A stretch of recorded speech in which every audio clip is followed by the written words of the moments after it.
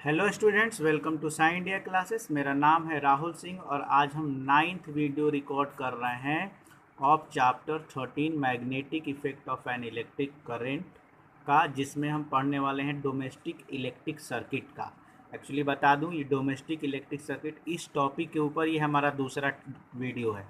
8th video में भी हम इसके बारे में पढ़े थे, लेकिन इसकी बेसिक जानकारियाँ मतलब अभी तक हम कहाँ तक थे। तो मान लीजिए कि हमारा ये घर है, ठीक है। तो अभी हम पोल पर थे, ठीक है। और पोल से अब हमको समझ में आ गया कि वायर कैसे आती हैं।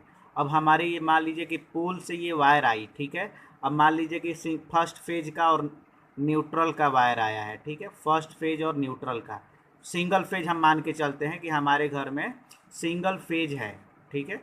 डबल ट्रिपल फेज नहीं है, हमारा घर छोटा है। तो हम एंट्री करेंगे अपने घर में, तो एक अपने घर में बाहर की ओर एक मेन बोर्ड रहता है इलेक्ट्रिसिटी का। देखिएगा, कोई भी बिल्डिंग में बाहर की ओर एक मेन बोर्ड रहता है जहाँ पे इलेक्ट्रिक मीटर लगा रहता है, ठीक है। मेन स्विचेज लगे रहते हैं। तो हम वहाँ पे चलते हैं क्योंकि ये वायर आके इसका स्वागत वहीं पे होता है, ठीक है। तो यहाँ पे करते हैं, स्वागत से करेंगे, सबका स्वागत नहीं। यहाँ पे ये देखिए, एक एल आया और एक एन आया। L for live wire, L for what, live wire, मतलब वही कोई भी फेज का, या तो एल फॉर 1 2 या 3, 1 2 3 में से कोई भी एक आया, ठीक है। मतलब लाइव वायर आया, मतलब ये फेज आया हमारा, और एक न्यूट्रल वायर आया, ठीक है। जैसे लाइव वायर आएगा वो सबसे पहले आके मेन फ्यूज से कनेक्टेड रहेगा। जूम करके दिखा रहा हूँ। जैसे ही लाइव वायर आएगा तो कहाँ पे रहेगा, मेन फ्यूज में आएगा, ठीक है। ठीक है, लाइव वायर आएगा तो कहाँ जाएगा, पहले फ्यूज से होके उसको गुजरना पड़ेगा। फ्यूज से क्यों, क्योंकि हम जानते हैं 8 क्लास में पढ़े हैं कि fuse is a safety device.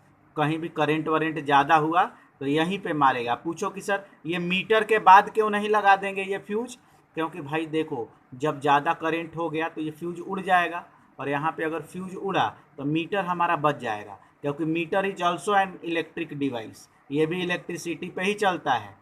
तो यहाँ पे अगर करंट ज़्यादा हुआ और फ्यूज हमने मीटर के बाद लगाया है तो मीटर तो उड़ गया, और मीटर मीटर आता है महंगा, ठीक है। बार बार थोड़ी आपको इलेक्ट्रिसिटी बोर्ड आके और चेंज कर देगी, पैसा लेगी। इसलिए मीटर को भी हमको सिक्योर करना है। It is also a electronic device, ठीक है। It works on electric current, ठीक है, by the help of electric current. इसलिए फ्यूज हम मीटर के पहले लगाते हैं, पहली बात। अब लाइव वायर आया, सबसे पहले इसका स्वागत होगा फ्यूज से, ठीक है। फ्यूज में क्या होता है कि तार को पतला कर देते हैं, जिससे कि करंट ज़्यादा हुआ तो तार मेल्ट हो जाएगी और फ्यूज उड़ जाएगा। तो बाहर हमारी सारी ये बल्ब, बैटरी, बल्ब और फ्रिज, कूलर, वॉशिंग मशीन सब सिक्योर है, ठीक है। और बताऊंगा फ्यूज के बारे में आगे, ठीक है। इससे आगे आए तो ये मीटर में लगा रहेगा। मीटर का ये रहता है किलो वाट आवर, जानते हैं ना। 1 किलो वाट आवर में 3.6 इंटू 10⁻⁶ जूल की एनर्जी होती है, और ये 1 यूनिट भी होता है। मैंने 9th क्लास में वर्क एनर्जी एंड पावर में बताया होगा, आपको नहीं मालूम है तो ये अगर कमर्शियल यूनिट ऑफ एनर्जी का मैं 10 मिनट का वीडियो है 9th क्लास का, बोलिएगा मैं भेज दूंगा इफ़ यू रिक्वायर्ड, ठीक है। तो 1 यूनिट में कितनी जूल होती है और सब कैसा, ये 9th में क्लास में पढ़ना था। तो ये मीटर में आया। मीटर से फिर लाइट, ये जो यही है लाइव वायर, और ये न्यूट्रल ही आ रहा है, ठीक है। लाइव वायर और न्यूट्रल आके मेन स्विच में आ जाएगा, और मेन स्विच में यहीं पे डिस्ट्रीब्यूशन बॉक्स भी बोलते हैं, यहीं से ये डिस्ट्रीब्यूट होना शुरू कर देगा, ठीक है। अलग अलग तरफ में जाएगा।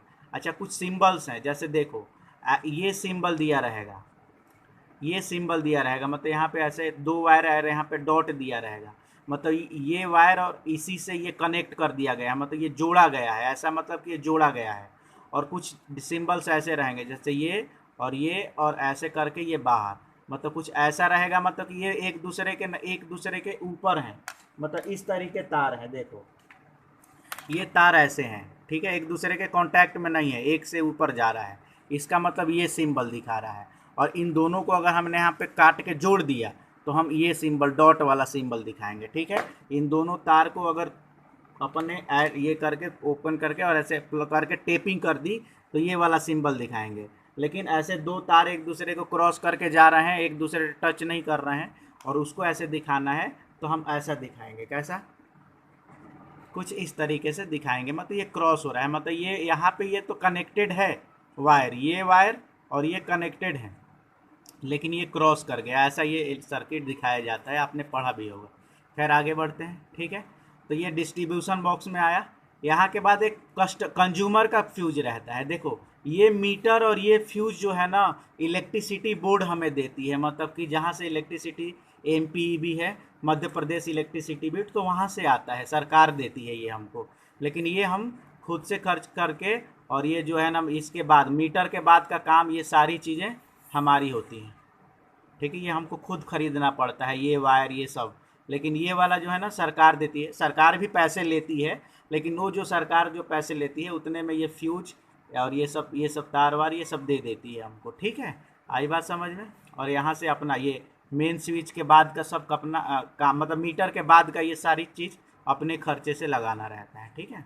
अब देखेंगे तो यहाँ से डिस्ट्रीब्यूशन बॉक्स है, इससे अलग अलग कमरे में यहाँ से जाएगा, ठीक है। यहाँ से ये आया। अब देखेंगे एक्चुअली यहाँ पे गलत दिया है, गलत नहीं दिया है एक्चुअली, ये भी अपने हिसाब से सही है। यहाँ से दो वायर आती है, ठीक है। एक वायर आएगी 15 एम्पियर की और एक आती है 5 एम्पियर की, लेकिन क्योंकि आपकी स्टडी सिंपल हो जाए इसलिए ये जो है ना एक ही वायर को दिखा रहा है।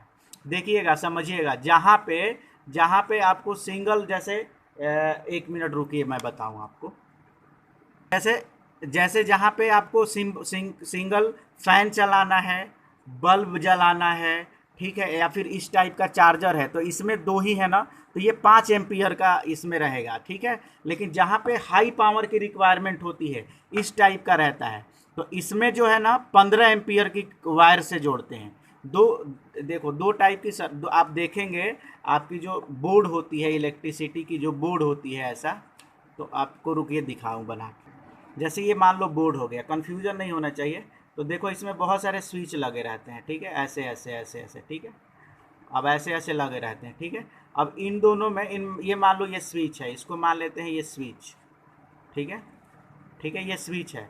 इसमें बस ऐसा दो दिया हुआ है, ठीक है, मतलब कि ऐसे ले जाके और इस चार्जर को हमको ऐसे लगाना है, ठीक है।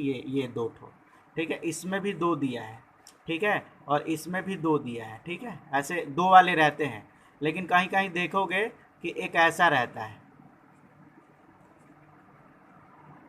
जैसे इसमें, तो इस वाले में हम ये जो सारे हैं ना 5 एम्पियर वाले, इसमें 5 एम्पियर वाला जो तार आया है हमारा डिस्ट्रीब्यूशन बॉक्स से, डिस्ट्रीब्यूशन बॉक्स मतलब इस मेन स्विच जो बॉक्स है यहाँ से डिस्ट्रीब्यूट हुई हमारी मीटर के बाद लाइट अलग अलग फ्लैट्स में, अलग अलग रूम में।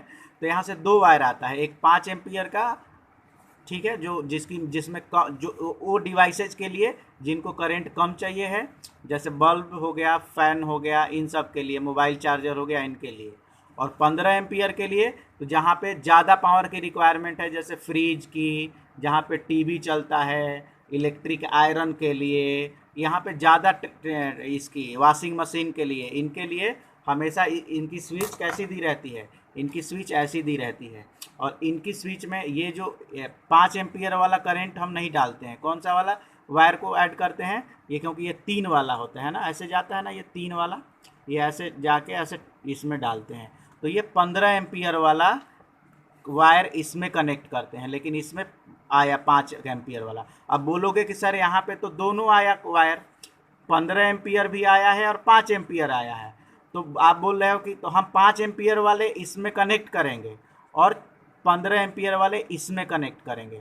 और मान लीजिए कि किसी किसी बोर्ड में इसमें है ही नहीं 5 एम्पियर 15 एम्पियर का, सारे 5-5 एम्पियर का है, तो क्या करेंगे, तो हम बस 5 एम्पियर वाले से ही सबको कनेक्ट करेंगे और 15 एम्पियर वाले को कट करके उसमें छोड़ देंगे। कट ऐसा करेंगे कि जैसे ये वायर है यहाँ कट कर दिए तो वो किसी से टच नहीं होगा ऐसा, या फिर टेपिंग करके और इसी बॉक्स में छोड़ देते हैं।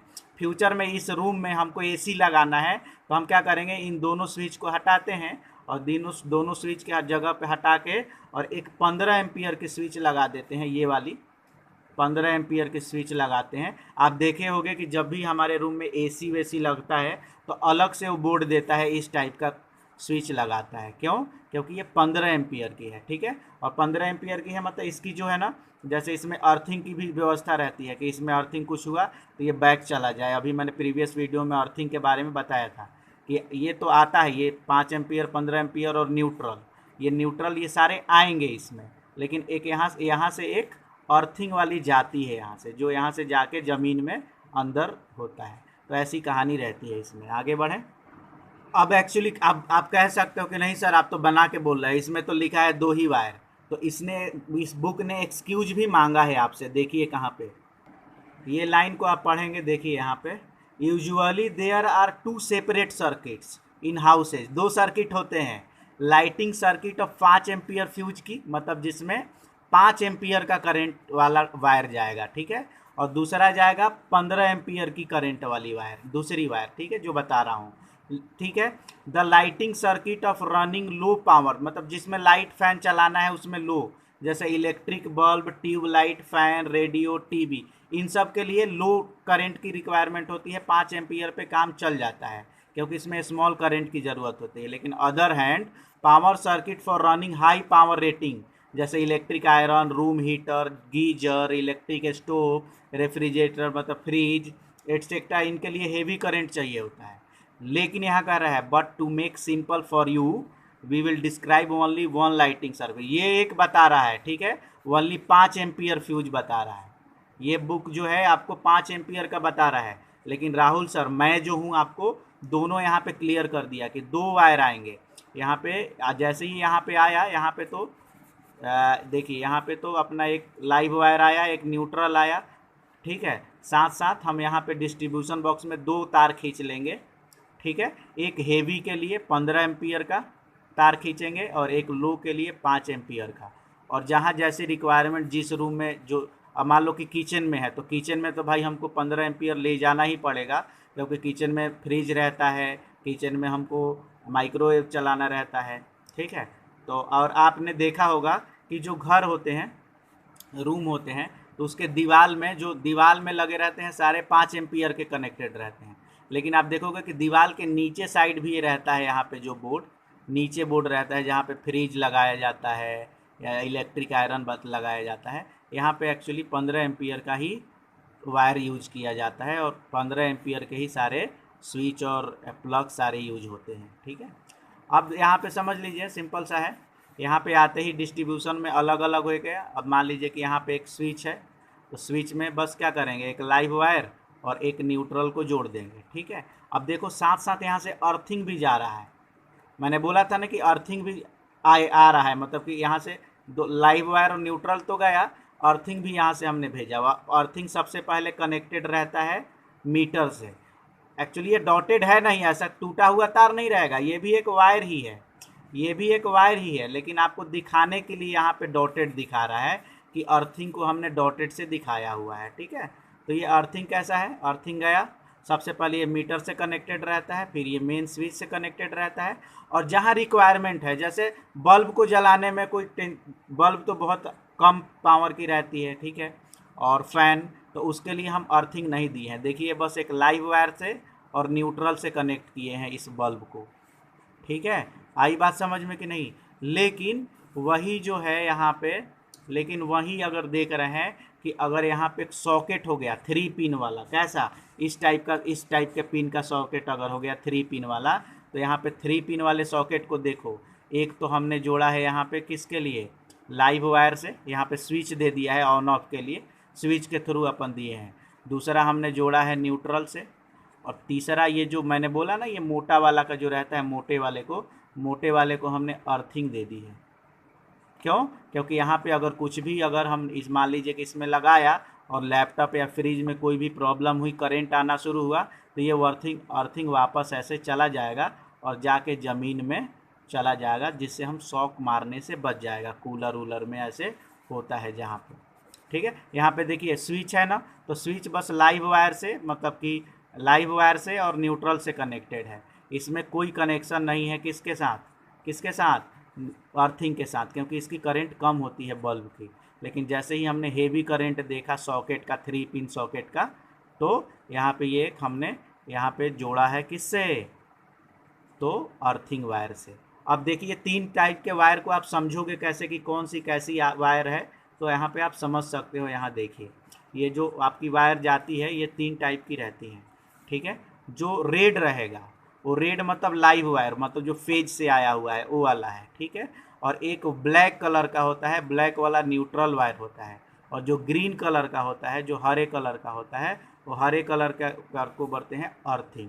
हमेशा ग्रीन कलर वाला क्या होता है, देखो, the red colour wire is live wire, black colour wire is neutral और green wire is earthing wire. ये देख लीजिएगा, हमेशा ऐसी टाइप का यूज किया जाता है।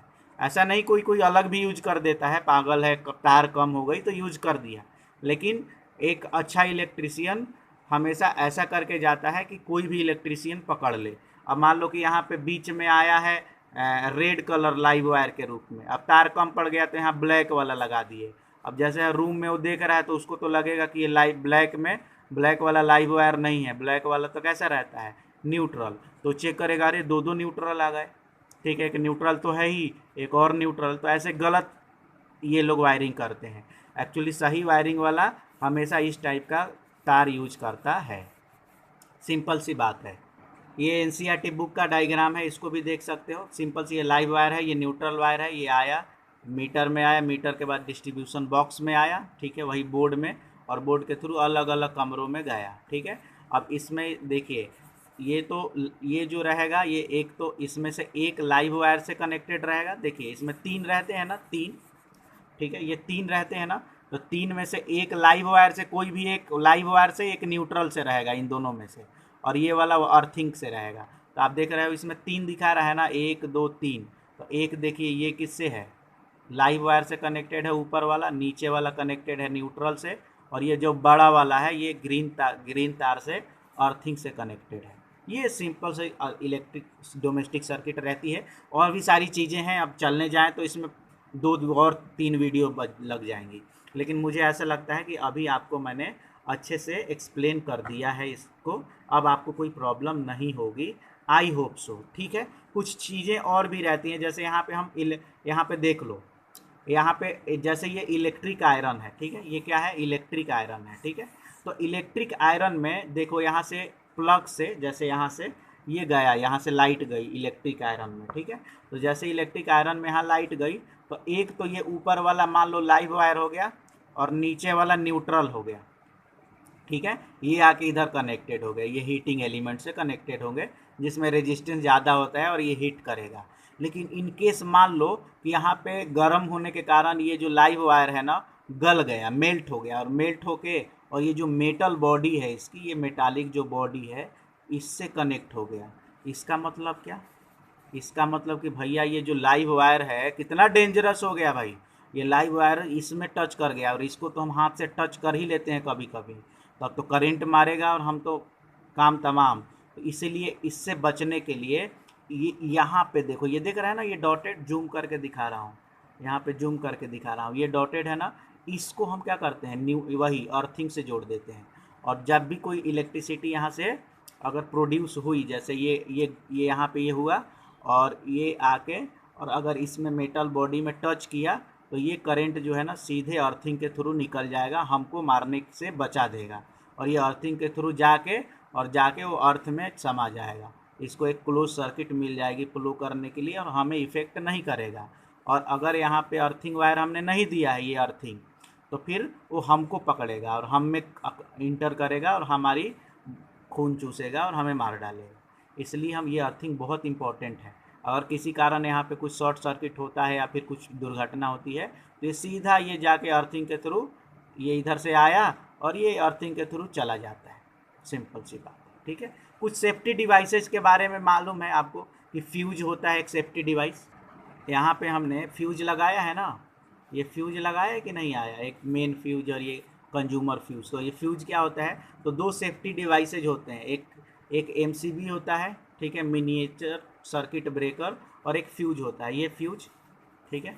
अब यहाँ पे जैसे करंट ज़्यादा होगा, जैसे मान लीजिए लोड बढ़ गया, ठीक है ना, कभी कभी मम्मी बोलती है ना, कह रहे हम मिक्सी चला रहे हैं, टीवी बंद करो, ठीक है, ये बंद करो, हम मिक्सी चला रहे हैं, क्यों, क्योंकि वो मिक्सी चलाएंगे तो ज़्यादा पावर की करंट रिक्वायरमेंट पड़ेगी। इसका मतलब कि उस वायर के थ्रू ज़्यादा करंट दौड़ेगा, और कभी कभी जब ज़्यादा करंट दौड़ेगा या फिर शॉर्ट सर्किट होगी, तो जैसे ही ज़्यादा करंट दौड़ेगा, तो इसमें फ्यूज में क्या होता है कि फ्यूज में आया तो मोटा वायर इधर भी आया, लेकिन बीच में पतला वायर होता है। जैसे ही ज़्यादा करंट दौड़ेगी तो क्या होता है, ये वायर क्या होता है, पतला होता है, ये गर्म होगी और गर्म होकर टूट जाएगी। जैसे ये टूट गई, और टूट गई मतलब सर्किट ब्रेक, और सारे हमारे जो इलेक्ट्रिकल अप्लायंसेज हैं वो ख़राब होने से बच जाएंगे in case of short circuit या फिर एनी इंसिडेंट अगर कुछ होता है तो।